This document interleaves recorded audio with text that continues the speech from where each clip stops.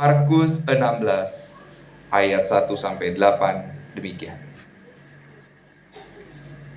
Setelah lewat hari Sabat, Maria Magdalena dan Maria ibu Yakobus serta Salome membeli rempah-rempah untuk pergi meminyaki Yesus.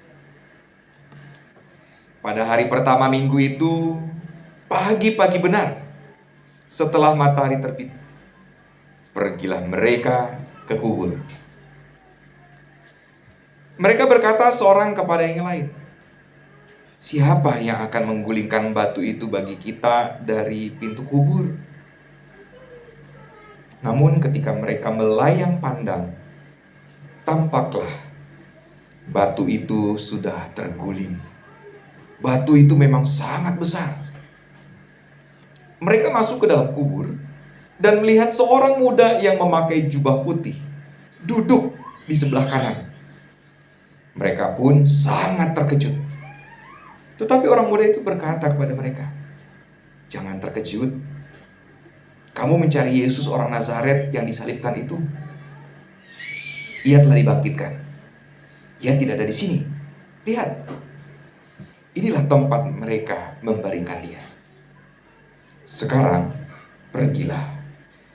Katakanlah kepada murid-muridnya dan kepada Petrus, ia mendahului kamu ke Galilea. Di sana kamu akan melihat dia, seperti yang sudah dikatakannya kepada kamu." Lalu mereka keluar dan lari meninggalkan kubur itu, sebab kegentaran dan kedahsyatan menguasai mereka. Mereka tidak mengatakan apa-apa kepada siapapun juga, karena takut. Dengan singkat mereka sampaikan semua pesan itu kepada Petrus dan teman-temannya. Sesudah itu Yesus sendiri dengan perantaraan murid-muridnya memberitakan dari timur ke barat berita yang kudus dan tak terbinasakan tentang keselamatan yang kekal itu. Amin. Sampai demikian pembacaan Alkitab kita. Yang berbahagia ialah kita yang mendengar firman Tuhan serta memelihara dalam hidupnya. Haleluya. Haleluya, haleluya, haleluya.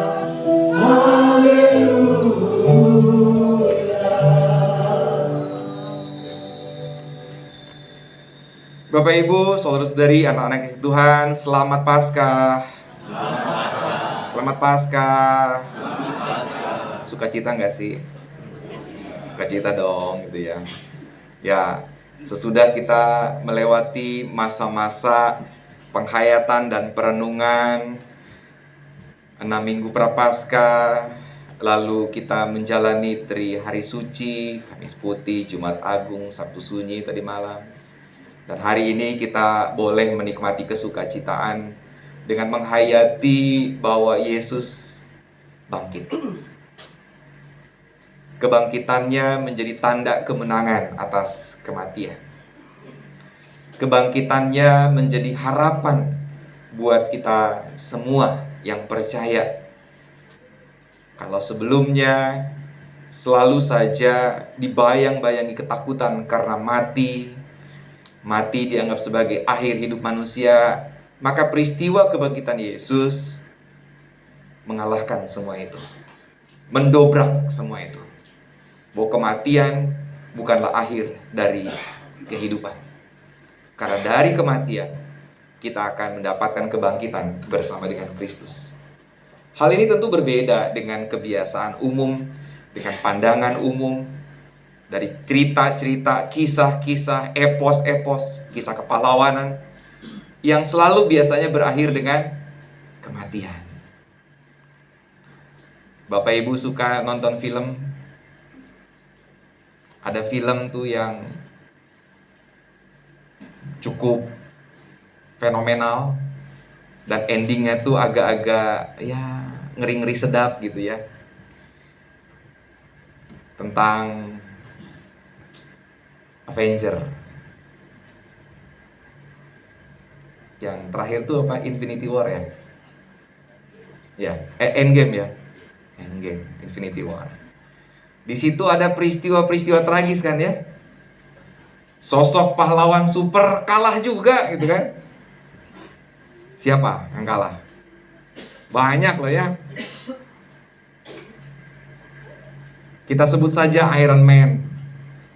Mati juga. Siapa lagi yang mati di situ? Siapa? Wah, nonton pula dia kan. Kalau Kapten Amerika mati juga nggak tuh? Oh enggak ya, karena dibuatnya oleh orang Amerika kan ya. Mati. Kisah kepahlawanan tuh endingnya mati. Dan kalau kisah tentang Tuhan Yesus itu adalah epos, kalau kisah tentang Tuhan Yesus adalah kisah kepahlawanan, endingnya pasti mati. Pasti. Tapi Injil Markus memberitakan sejak awal dari kalimat pertama Injil ini. Markus 1 ayat 1, apa yang diberitakannya? Ini beberapa minggu yang lalu kan, beberapa saat yang lalu kan saya sampaikan ini. Masa sih lupa? Inilah permulaan Injil tentang anak Allah.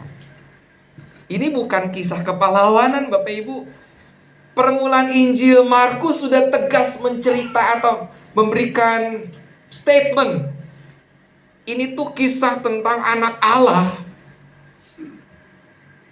Dan kalau anak Allah berarti lebih daripada sekedar pahlawan. Makanya akhir kisahnya itu tidak berhenti pada peristiwa penyaliban Tuhan Yesus. Tidak berhenti pada saat Yesus dibawa, jenazahnya dibawa ke makam. Bukan. Injil Markus ditutup dengan peristiwa kebangkitan, kemenangan. Dan pada saat yang sama Injil Markus mau menceritakan, memberikan sebuah gambaran bahwa peristiwa kebangkitan itu tidak serta-merta membuat semua orang percaya. Di hari kebangkitan Tuhan Yesus ada saksi. Siapa yang jadi saksi? 3 orang perempuan itu datang ke kubur. Sebelum sampai ke kubur ada ketakutan, ada kekhawatiran dari mereka. Siapa nanti yang akan menggulingkannya? Berat loh itu, batu yang sangat besar itu digambarkan di dalam Injil Markus. Tadi sudah kita baca juga. Siapa?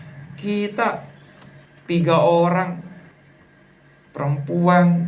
Ya bukan berarti perempuan lemah ya. Banyak perempuan yang lebih kuat daripada laki-laki.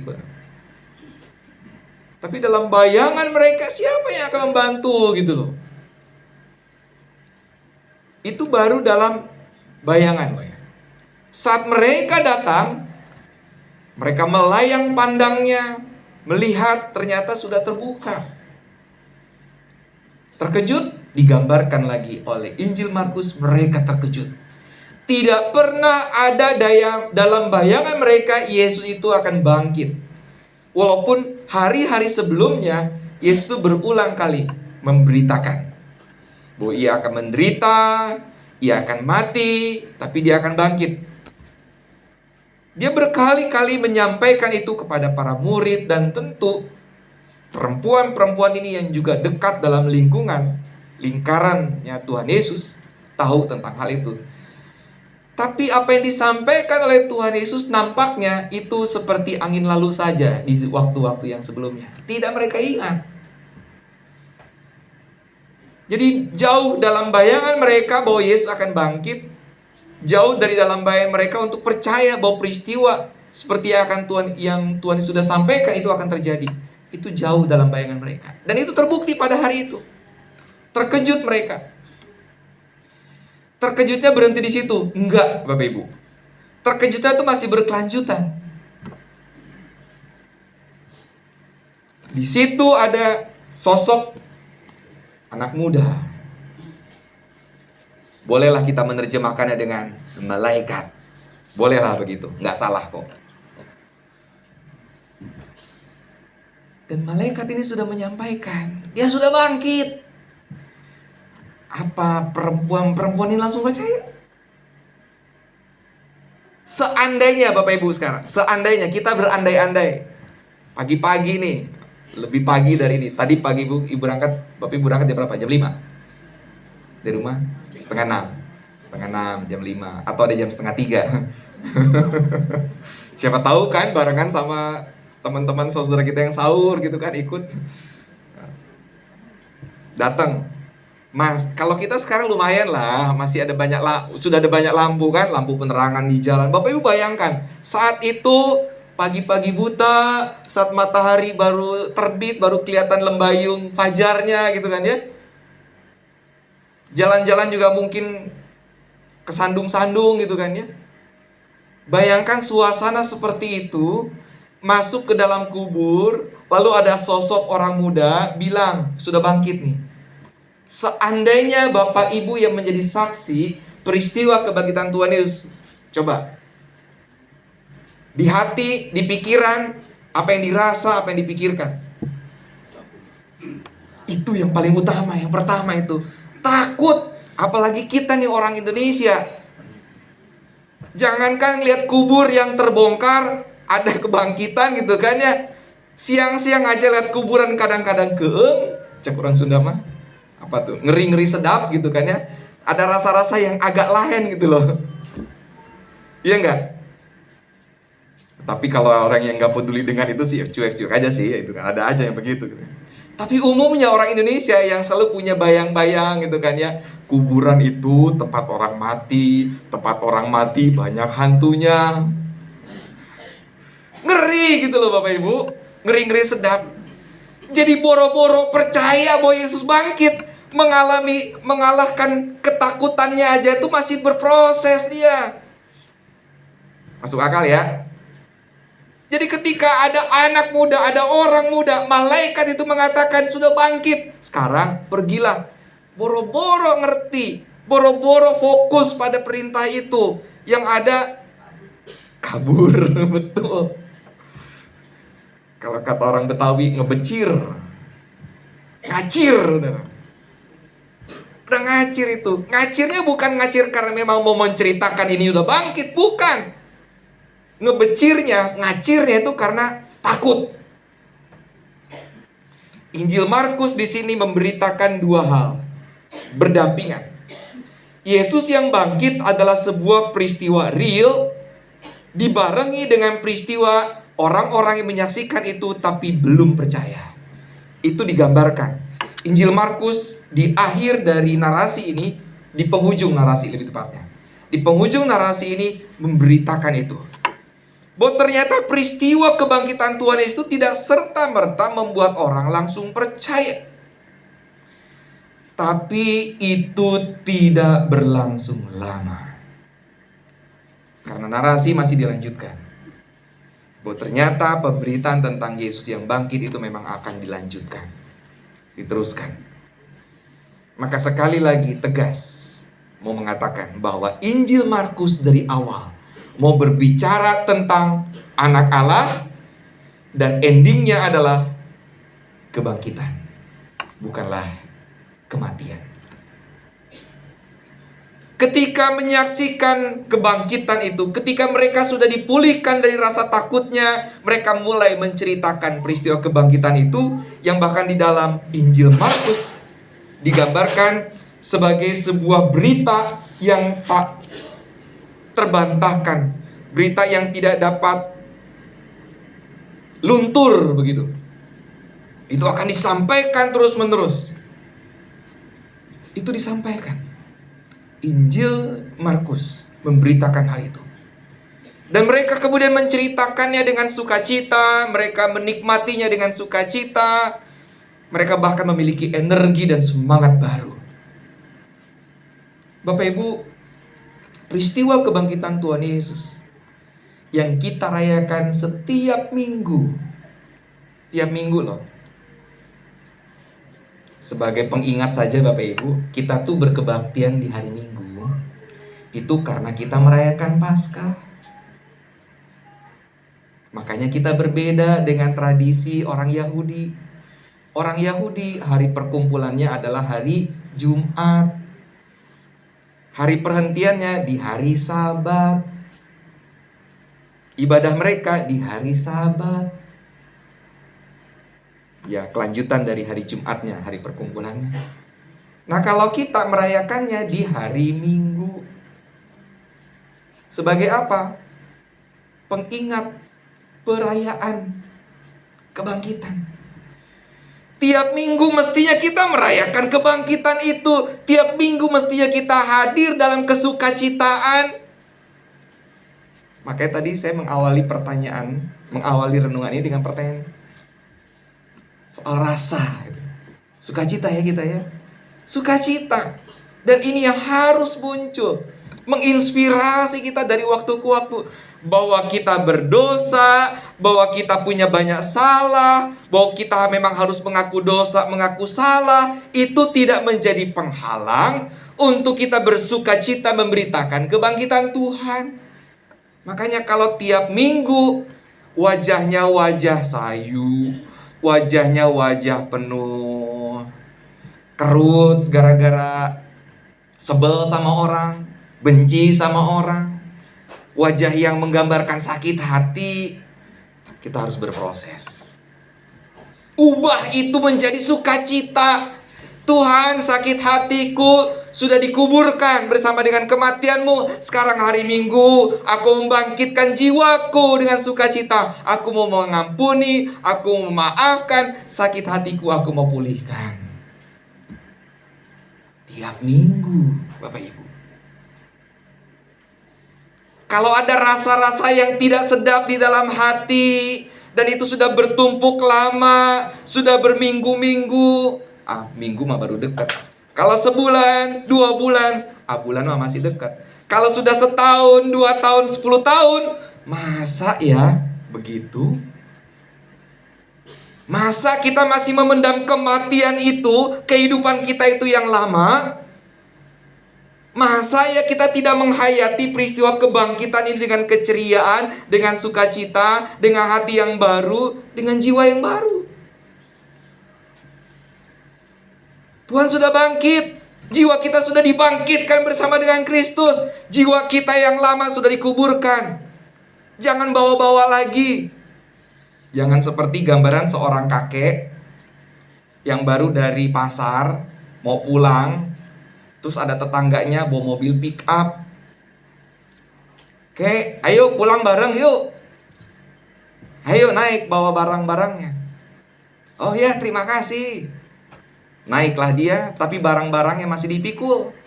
Padahal kan harusnya tinggal diletakkan aja di pick up ya. Jangan seperti itu. Kita sudah mengendarai kendaraan keselamatan menuju rumah Bapa yang kekal, tapi kita masih memikul beban kita. Jangan. Mari duduk di atas pick up, ngobrol dengan sukacita dengan orang-orang yang telah diselamatkan, nikmati kesukacitaan itu. Kita akan menjalani hidup ini dengan terang kebangkitan Kristus. Seperti itu Bapak Ibu. Mari kita jalani seperti itu. Jadi mukanya jangan ditekuk lagi Bapak Ibu. Hidup udah punya masalah. Ngelihat Bapak Ibu yang mukanya ditekuk jadi tambah masalah gitu. Hayo kita saling berbagi sukacita, senyum karena kita menikmati kebangkitan ini. Hayolah senyum. Ayolah senyum gitu. Iya, ayo senyum. Masih ada yang nekuk juga. Ayo, kalau belum ada yang senyum, kalau masih ada yang belum senyum, saya nggak terus ini. Maksa itu ya. Enggak gitu. Tapi itu harusnya kita hayatikan dari dalam hati. Kita nikmati dari dalam hati bahwa hari ini kita sedang merayakan kebangkitan. Kalau 3 hari yang lalu muka kita tekuk, wajarlah. Sedih ya. Sedih. Jangankan menghayati peristiwa Yesus yang mati. Ketika kita mengiringi jenazah saudara kita yang meninggal duluan aja sedih kan ya. Wajar. Sekarang kita bangkit loh Bapak Ibu. Hayo, sukacita. Hayo dengan energi yang baru, dengan semangat yang baru, menjalani hidup dengan terang kebangkitan Kristus. Menjalani hidup setiap hari dengan menunjukkan bahwa Allah sendiri yang sedang berkarya dalam hidup kita. Jangan ragu-ragu.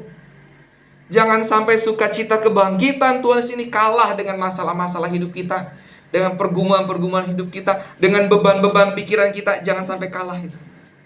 Jangan sampai kebangkitan Tuhan Yesus itu kalah gara-gara persoalan-persoalan yang kita jalani sampai saat ini. Jangan. Yang ada adalah kebangkitan Kristus mengalahkan setiap pergumulan kita. Itu yang harusnya ada. Maka hari ini dan seterusnya Bapak Ibu, tetaplah menjalani kehidupan yang bersuka cita. Karena Tuhan telah bangkit. Biarlah hati kita penuh dengan sukacita. Biarlah hati kita meluap dengan kegembiraan. Dan biarlah itu terpancar dalam hidup kita hari demi hari. Kalau ada sakit hati, damaikan. Pulihkan. Kalau merasa dia harus minta maaf sama aku, dia sudah bersalah, gak apa-apa. Biarlah itu urusan dia sama Tuhan. Hati kita biarlah plong mengampuninya, plong memaafkannya, sehingga dimanapun, kapanpun ketemu, tangan terulur. Bagus-bagus kalau di sini mah ada cipika-cipiki juga kan ya. Bagus-bagus seperti itu. Yuk, mulai hari ini yuk. Terus, kalau kemarin itu tinggalkan, beban itu tinggalkan. Jangan kita mengalahkan kebangkitan Tuhan Yesus dengan dendam masa lalu, dengan sakit hati masa lalu, dengan persoalan masa lalu. Jangan. Mulai hari ini hidup kita harus baru. Gak boleh hidup yang lama lagi. Karena hidup kita yang lama sudah dikuburkan bersama dengan Kristus. Kita harus bertekad. Mulai hari ini dan seterusnya. Yang harus terjadi adalah ulurkan tangan, senyum sukacita. Masa kayak saya kemarin kalah masa kita sama Pertamina. Senyum. Apa kabar? Masa kalah kita sama pegawai Pertamina, senyum, sapa, salam. Gak boleh kalah kita. Sekarang yang harus kita kalahkan itu kehidupan kita yang lama kita kalahkan, berganti dengan kehidupan yang baru, dengan energi yang baru. Siap ya Bapak Ibu ya? Siap ya?